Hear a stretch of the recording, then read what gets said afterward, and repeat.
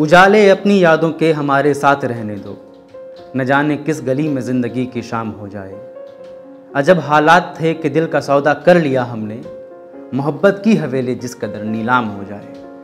नमस्कार, बसीर बद्र के इस शेर के साथ, इन शब्दों के फूल के साथ मैं हाजिर हूँ आप सबों के सामने एक और आदिवासी प्रेम कहानी लेकर। प्यार के इस महीने में, प्यार के इस सप्ताह के आखिरी दिन, आज वैलेंटाइन के दिन, जब पूरा देश, पूरा विश्व, हम सभी लोग प्यार को सेलिब्रेट कर रहे हैं, मैं आपको सुनाने जा रहा हूँ झारखंड की मिट्टी की सबसे खूबसूरत कहानी, धरती आबा भगवान बिरसा मुंडा की प्रेम कहानी।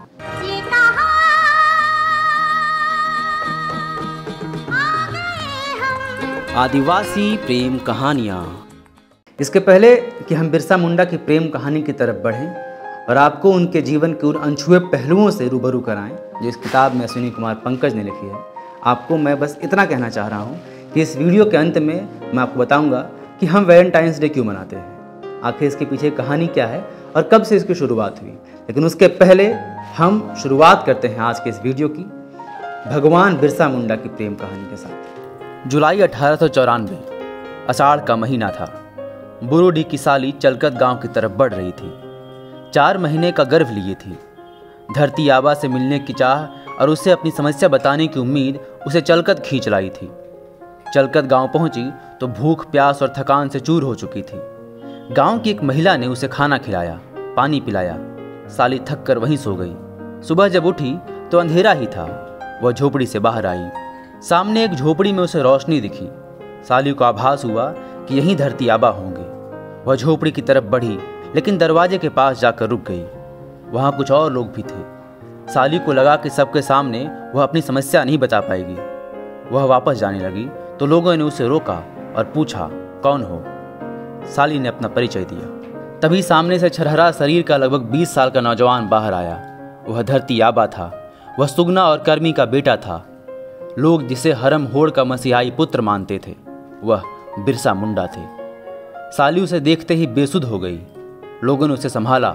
बिरसा ने साली के सर पर हाथ रखा। साली की बेचैनी दूर हो गई। साली ने कहा, हमें अपनी सेवकाई का मौका दे दो धरती आबा। तुम्हारे अलावा मेरा कोई आसरा नहीं है।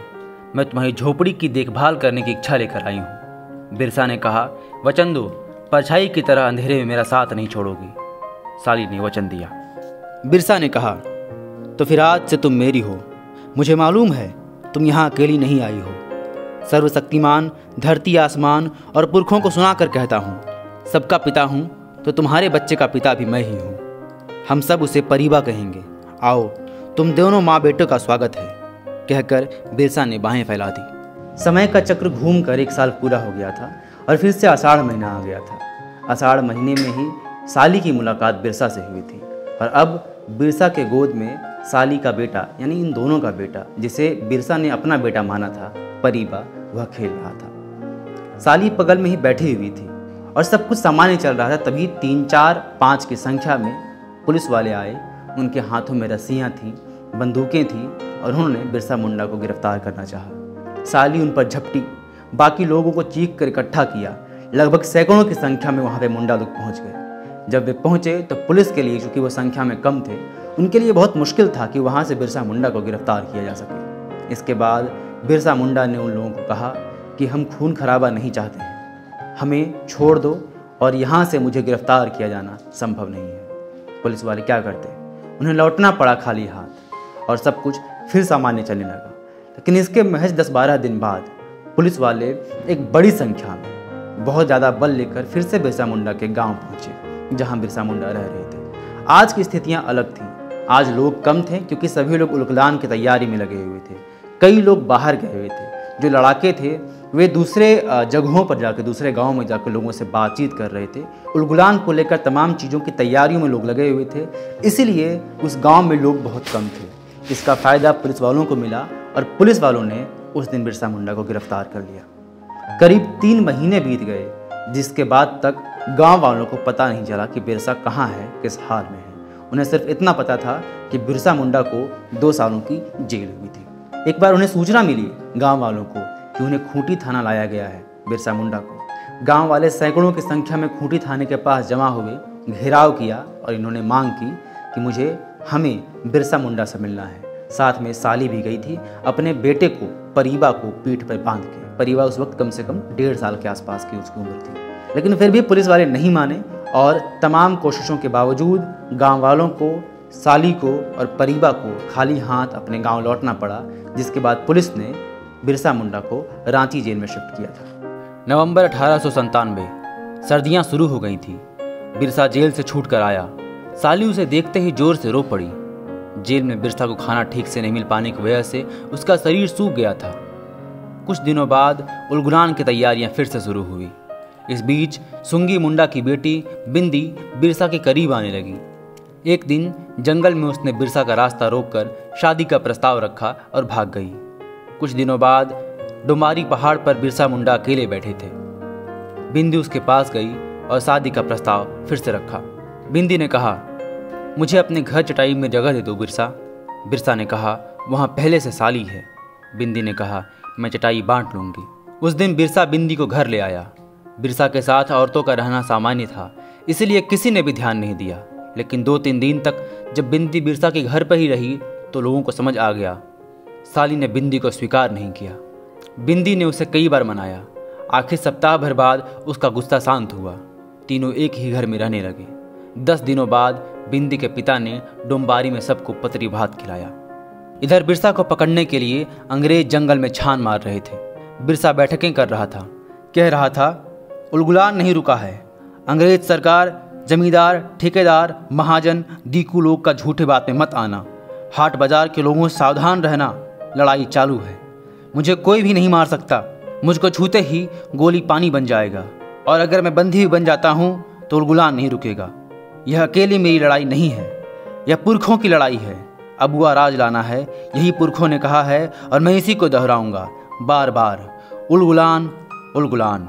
बिरसा ने सेंतरा के पश्चिम जंगल में अपना नया ठिकाना बनाया। इस नए ठिकाने के बारे में 4-5 विश्वासी लोगों के अलावा कोई नहीं जानता था। वहाँ बिरसा के साथ सिर्फ साली और बिंदी थी। रात में साली ने खाना बनाया, बिंदी पहरा दे रही थी। जब तीनों रात में झोपड़ी में सो रहे थे तो 7 साए दबे पांव झोपड़ी की तरफ बढ़ रहे थे। उनके हाथों में तलवारें थी, बंदूकें थी। वे दोपहर से ही घात लगा कर बैठे थे। इसके बाद क्या हुआ आप सभी जानते हैं। बाद में बिरसा मुंडा की डेथ, उनकी मृत्यु रांची के ही जेल में हुई थी, जो आज भी हमारे सामने बिरसा मुंडा कारागार के रूप में है। बिरसा मुंडा की प्रेम कहानी एक अनछुआ पहलू है उनकी ज़िंदगी का, जिसे अश्विनी कुमार पंकज ने अपनी इस किताब आदिवासी प्रेम कहानियाँ में लिखने का प्रयास किया है। हमने जो कहानी सुनाई वो इसी किताब से ली गई है और जो बिरसा मुंडा के जीवन पर आधारित है और यह सच्ची घटना है। आपको ये कहानी कैसी लगी हमें ज़रूर बताएं कमेंट बॉक्स में लिखकर। साथ ही हमने 8 दिनों का आदिवासी प्रेम कहानियों पर एक सीरीज चलाया। इस सीरीज में हमने प्रयास किया कि हम आपको अलग अलग कालखंडों में उपजी प्रेम कहानियों का, जो इसी मिट्टी की उपज थी, झारखंड की मिट्टी की उपज थी, वो आप लोगों तक पहुंचाया। इस सीरीज़ के बारे में भी आपकी क्या राय है, यह आप लगातार लिखते आए हैं। हम चाहेंगे कि इस वीडियो के कमेंट बॉक्स में भी आप लिखें और हमें बताएं कि द फॉलोअप का ये प्रयास आपको कैसा लगा। और अब बारी है वैलेंटाइंस डे के पीछे की कहानी को। यह कहानी बहुत सामान्य है और चूँकि गूगल पर लिखने पर सभी लोगों को नज़र आ जाती है, इसलिए इस कहानी में ऐसा कुछ नहीं है जो बहुत प्रमुखता से कहा जा सके।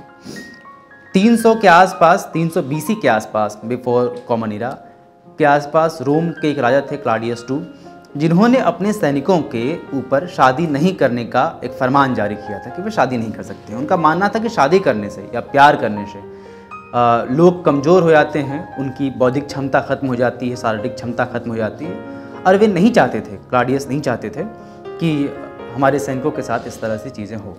इसीलिए उन्होंने इस चीज़ को एक नियम बनाया था और कहा था कि हमारे सैनिक शादी नहीं करेंगे। वैलेंटाइन, सेंट वैलेंटाइन पूरा नाम था उनका, उन्होंने इस प्रथा का विरोध किया था और बाद में सेंट वैलेंटाइन को फांसी दे दी गई थी 14 फरवरी के दिन।